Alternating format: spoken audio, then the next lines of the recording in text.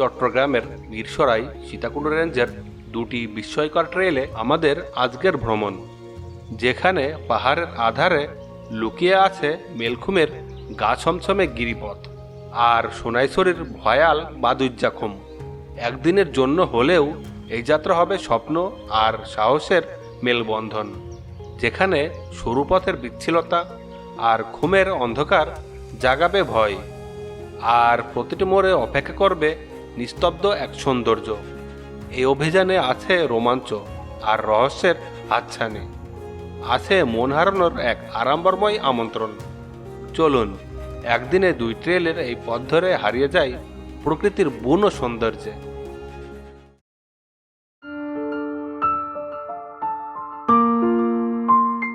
আমাদের আজকের ভ্রমণ চট্টগ্রামের দুটি সেরা ট্রেলে। প্রথমেই আমরা যাব মেলখুমে। সেজন্য আমরা ঢাকা থেকে রাতে রওনা করে সকালে এসে নামি মিরসরাইয়ের ঢাকা চট্টগ্রামের রাস্তায় সোনাপাহাড় বাজারে। সোনাপাহাড় বাজার থেকেই আমাদের হাঁটতে হচ্ছে, আর একটু হেঁটে সেই রেল লাইনের দেখা পেলাম, যেটা সীতাকুণ্ড কিংবা মিরসরাই রেঞ্জের ঝর্ণা অথবা ট্রেলে আসলে পাড়ি দিতেই হয়।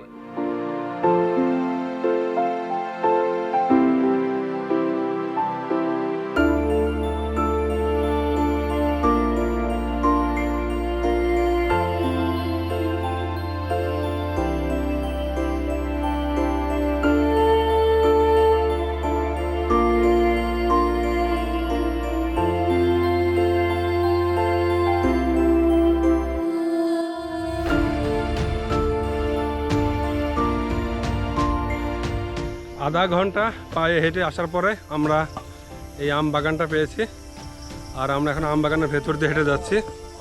আম বাগানের ভেতর দিয়ে হেঁটে গেলে আমাদের বুক পর্যন্ত পানি পাড়ি দেওয়া লাগবে, আর আম বাগানের বাম সাইড দিয়ে যদি যান তাহলে ওই মেলখুমের মাঝামাঝিতে পাহাড়ের উপরে উঠবেন। ওই জায়গায় ওঠার পরে নিচে নামবেন রশি বেয়ে, একটু রিস্ক হয়ে যায়, এই জন্য আমরা নিচ দিয়ে যাব, এই জন্য বাগানের ভেতর দিয়ে আসছে।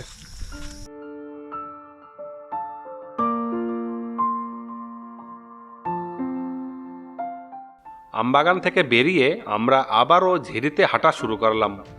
এই ঝিরির মাথায় হচ্ছে মেলখুম, এই জন্য পথ হারাবার ভয় নেই বললেই চলে। তবে মাঝে মাঝে পথ কমানোর জন্য ঝিরি থেকে উঠে উপর দিয়ে হেঁটে যেতে হচ্ছে।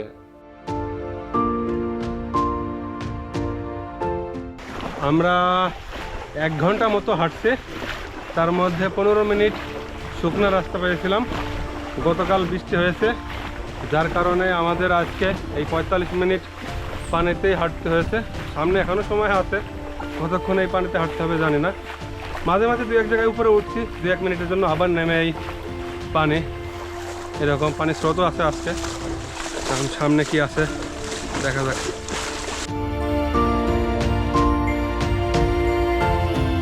আমাদেরকে স্রোতের বিপরীতে হাঁটতে হচ্ছে, এই জন্য সামনে এগোতে একটু বেগ পেতেই হচ্ছে। আর মেলখুমের কাছাকাছি এসে আমরা ছোট্ট ঝর্ণার মতো পেলাম। এখানে সবাই হাত মুখ ভিজিয়ে শরীর ঠান্ডা করে নিলাম।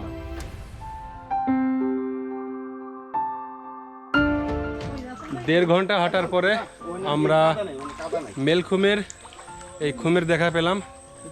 এখানে গত সপ্তাহে এসেছিল আমাদের মামুন ভাই গত সপ্তাহে এখানে গলা পর্যন্ত পানি পেয়েছে, আর গতকাল তো রাত্রে পানি বৃষ্টি হয়েছে। এখন দেখার পালা পানি কতটুকু হয়।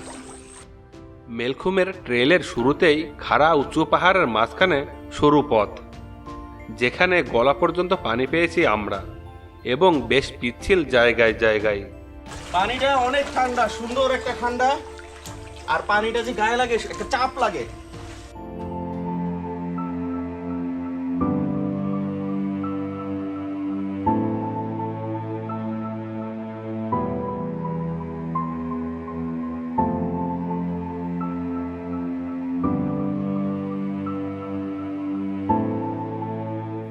মেলখুমের পথে দাঁড়িয়ে আছে দুপাশে খাড়া পাহাড়ের দেওয়াল, যেন প্রকৃতির হাতে গড়া দুই নিঃসীম প্রহরী।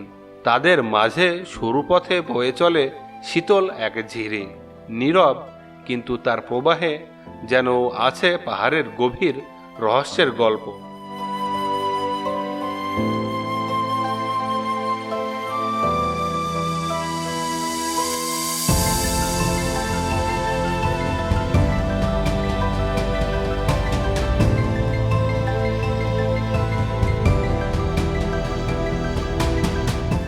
ঝিরির পানিতে পা ডুবালে যেন অনুভব হয় পাহাড়ের ঠান্ডা নিঃশ্বাস, আর চারপাশের পাথর ছুঁয়ে প্রবাহিত জলধারা তৈরি করে এক সুরেলা স্রোতের ধ্বনি।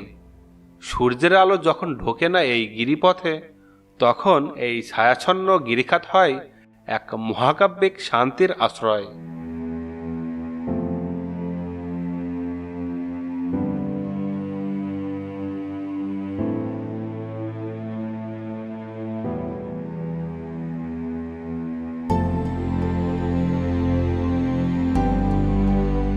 মেলঘুমের এই পথে চলতে চলতে মনে হয় আমরা এক গভীর নিস্তব্ধতার বুকে হারিয়ে যাচ্ছি, যেখানে সময় থেমে গেছে আর কেবল প্রবাহিত হচ্ছে ঝিরির মৃদু স্রোত।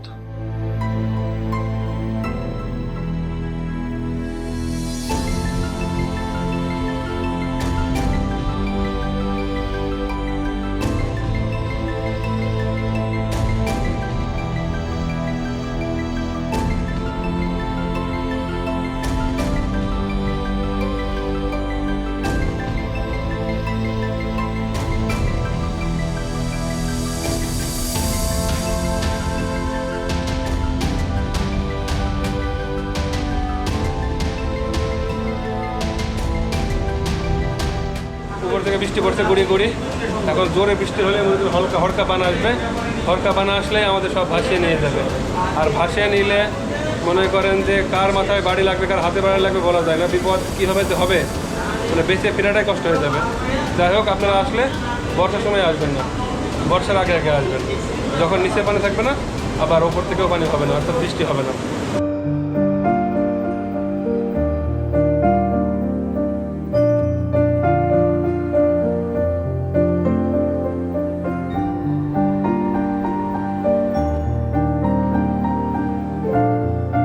এই জায়গায় পথ অনেক সংকীর্ণ এবং পিচ্ছিল, তাই ধৈর্য ধরে সাবধানে চলতে হবে। বর্ষাকালে জলপ্রবাহ এবং পিচ্ছিলতা বাড়ে, তাই শীতকাল হলো এই জায়গা দেখার জন্য আদর্শ সময়। মেলঘুমের সৌন্দর্য দেখে এবার আমাদের দ্বিতীয় গন্তব্য সোনাইছড়ি ট্রেল যাবার পালা। সোনাইছড়ি ট্রেল দেখতে আমরা দুপুরের খাবার খেয়ে চলে আসি মিরসরাইয়ের হাদি ফকিরহাট। সেখান থেকে 150 টাকা দিয়ে একটি অটোরিকশা করে আমরা পৌঁছাই সোনাইছড়ির টিকিট কাউন্টারে। এখানে এসে আমরা অনেক দামাদামি করে 300 টাকা দিয়ে একজন গাইড নিয়ে এবং জন প্রতি 20 টাকা করে টিকিট নিয়ে রওনা করি সোনাইছড়ির উদ্দেশ্যে।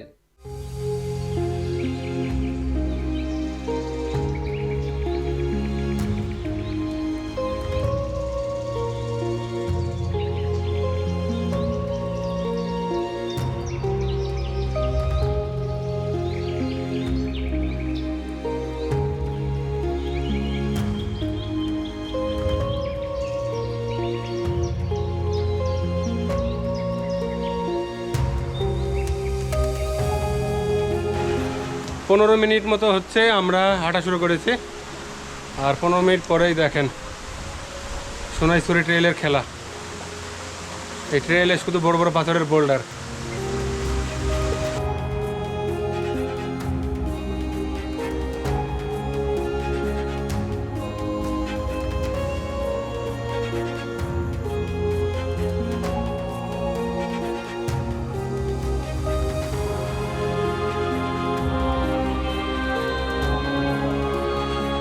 সোনাইছড়ি ট্রেলের শুরুতেই বড় বড় পাথরের বোল্ডার যেন প্রাকৃতিক বাধার মতো পথ আটকায়।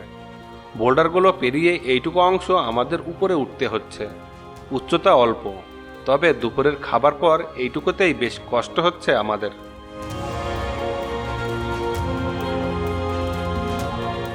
সোনাইছড়ির পথে যখন পা বাড়াই তখন যেন ঢুকে পড়ি এক অন্য জগতে, বন্য, রহস্যময় আর অন্ধকারে ঢাকা। এখানকার বাদুড়ে খুম, যাকে স্থানীয়রা বাদুরজাকুম বলে, এটির দুই পাশে খাড়া পাথরের দেওয়াল যেন আকাশ ছোঁয়ার ইচ্ছায় দাঁড়িয়ে রয়েছে। এই গিরিখাতের মাঝে ঢোকার পর উপরের গাছের পাতা আর পাহাড়ের ছায়ায় ঢেকে যাচ্ছে সূর্যের আলো। চারপাশে নেমে এসেছে গভীর এক অন্ধকার।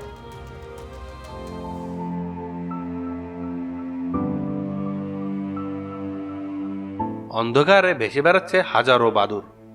তাদের ডানা ঝাপটানো এবং কিচিরমিচির শব্দে তৈরি হচ্ছে ভয়ানক এক সঙ্গীত, যেন পাহাড় নিজেই বনে চলেছে এক অজানা রূপকথা। বাতাসে মিশে রয়েছে তাদের গাঢ় গন্ধ, আর ঘুমের শীতল গভীরতা দেখে শিহরণ জাগে মনে।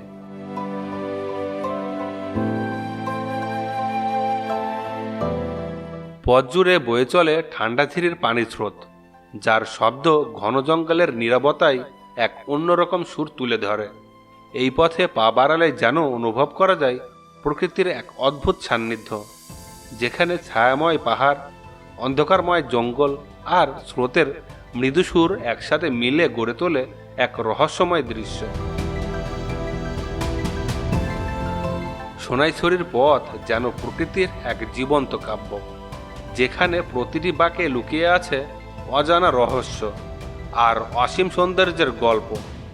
এটি শুধু একটি ট্রেল নয়, এ এক যাত্রা যেখানে প্রতিটি ধাপ মেলে ধরে প্রকৃতির অপার জাদু। সোনাইছড়ি তাই ভ্রমণপ্রেমীদের হৃদয়ে এক অনন্য অধ্যায়, অজানা আর অনন্ত রহস্যের স্পর্শে মোড়া।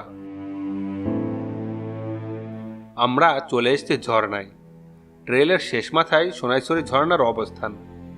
আমরা এখানে গোসল সেরেই রওনা করব, আর ফেরার সময় আমরা এই পথে না ফিরে পাহাড়ি পথ ধরব। সোনাইছড়ি ঝর্ণা, এই যে দেখেন, আমরা অনেকটাই বিশ্রাম নিয়েছি। দুপুরে খাওয়া দাওয়া করছিলাম, যার কারণে একটু কষ্ট হয়েছে খাওয়া দাওয়ার পরে ট্রেকিং করতে। তারপরেও আমরা 1.5 ঘন্টায় চলে এসেছি। আসার পরে দেখেন ঝর্ণা, গতকাল রাত্রে বৃষ্টি হয়েছে, এই জন্য পানিটা একটু ঘোলা আছে এখন।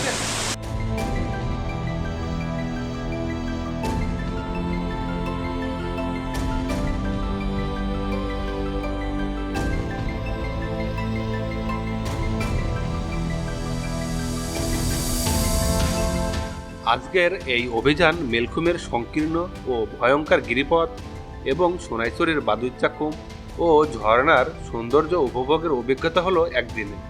এই জায়গাগুলো একদিনে ঘুরতে চাইলে ভালো ফিজিক্যাল স্ট্যামিনা এবং সতর্কতার দরকার।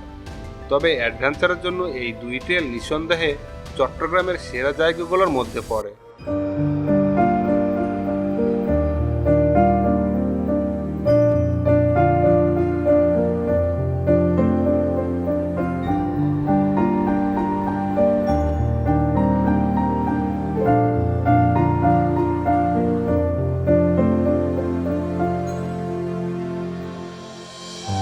সোনাইছড়ি ট্রেলের ঝর্ণা থেকেই আমাদের আজকের ভিডিও শেষ করছে।